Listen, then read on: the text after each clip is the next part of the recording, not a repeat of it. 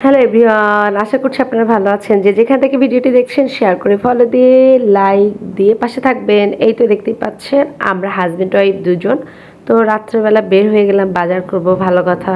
কিন্তু আপনাদের ভাইয়া আমাকে বাজারে না গিয়ে দেখুন বসিয়ে রেখেছে। সে নাকি তার দ্বিতীয় বউটাকে গোসল করাবে, তো বলতেছে আমি আবার দ্বিতীয় বউটিকে আজকে স্নান করিয়ে দিব চলো। তো অনেকদিন হয় নাকি সে বাইক ধুচ্ছিল না, মাসের মধ্যে দুবার তাকে বাইক ধুতে হবে, তা না হলে চলবে না। মানে কি বলবো, মাঝে মাঝে মনে হয় যে আমার থেকে এটাই হচ্ছে তার জান প্রাণ সবকিছু, বাইক ছাড়া তার চলবে না। সব ছেলেদেরই কি এরকম হয়? অবশ্যই ভাইয়েরা কমেন্ট করে জানাবেন। বাইক মনে হয় ছেলেদের জীবন, তাই না? আর বিবাহিত পুরুষদের মনে হয় যে দ্বিতীয় না প্রথম বই হচ্ছে বাইক। তো এই তো দেখতে পাচ্ছেন এই ভাইয়াটা কত সুন্দর করে তার মানে বাইকটিকে গোসল করিয়ে দিচ্ছিল। মজা করলাম, কেউ কোনোভাবে নেবেন না, ঠিক আছে। বাচ্চা দুইটাকে বাসায় রেখে এসেছি। মায়ের তো কত চিন্তা হচ্ছে, মেয়ে পড়তে পারছে না, ছেলে মনে হয় ডিস্টার্ব করতেছে না। উনি আছেন মহানন্দে। ওনার নাকি একা একা বাইক মানে গোসল করাইতে নিয়ে গিয়ে তার ভালো লাগে না, তার লাগবে আমাকে গল্প করার জন্য। সেজন্য বলতেছিল চলো বাজার পরে করবো, আগে বাইকটাকে ক্লিন করে নিয়ে আসি।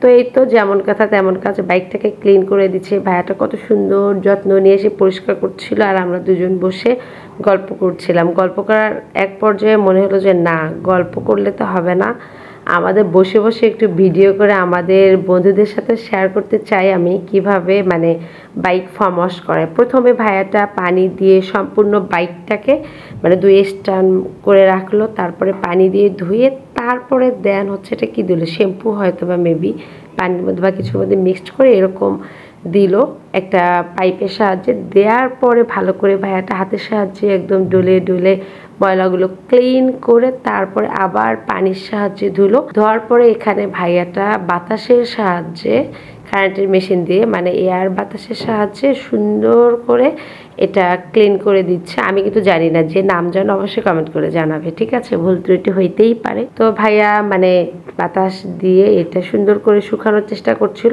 তারপরে ভাইয়া এটা সুন্দর করে যখন মানে মোটামুটি 80% বা 90% শুকিয়ে গিয়েছে, তখন ভাইয়া এটা রেখে দিল। দিয়ে আবার সুন্দর করে একটা ছোট্ট টাওয়েল নিল, এটা দিয়ে হাতের সাহায্যে ভাইয়া মানে মুছে দিবে বাকি যে পানিটা লেগে আছে। তো তোমাদের ভাইয়া বাইকটা ওয়াশ করার পর খুব খুশি হয়ে গিয়েছে, বলছিল যে না যাক অবশেষে আমার মানে লাল টুকটুকে বউটা একদম মানে সুন্দর হয়ে গেল। তার মাসের মধ্যে দুবার বাইক ধুতে হবে, এটা কোনো কথা? তো বাইক ধোয়া শেষে আমরা ভাবলাম যে বাজার তো করতে আসছি, বাজার তখন করা শুরু করতে হবে। তো একে যতটুকু পারি তোমাদের সাথে শেয়ার করব, তোমাদেরকে নিয়ে বাজার করব। চলো দেখো, এই তো কলা কিনছি, কারণ আমার বাসায় কলা তো এখন গরমের দিন বেশি দিন থাকেও না, সব পেকে যায়।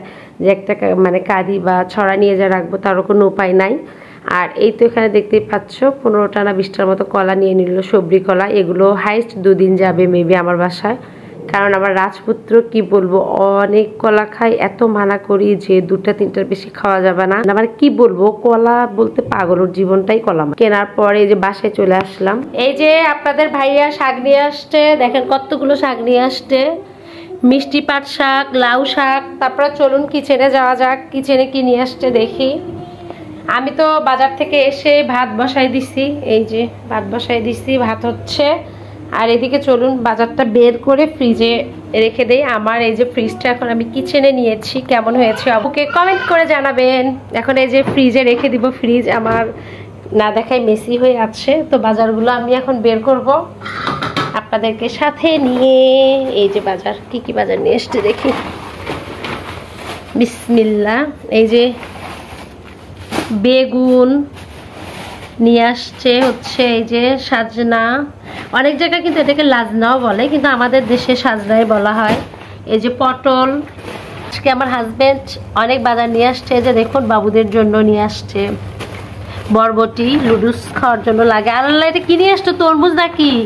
এই দেখেন আপনাদের ভাইয়া কত বড় একটা পেঁপে নিয়ে আসছে, এটা নাকি পাকবে, গাছ পাকা, এই জন্য নিয়ে আসছে। অনেক বড় একটা পেঁপে নিয়ে আসছে, 4 কেজি ওজনের পেঁপেটা, দেখতে পাচ্ছেন। এই হচ্ছে বাজার, এগুলো এখন ফ্রিজে রেখে দিব।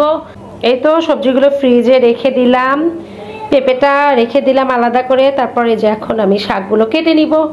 তো আমার ভিডিওগুলো যে যেখান থেকে দেখছেন অবশ্যই আপুকে কমেন্ট দিবেন, লাইক ফলো শেয়ার দিয়ে পাশে থাকবেন। আল্লাহ হাফেজ।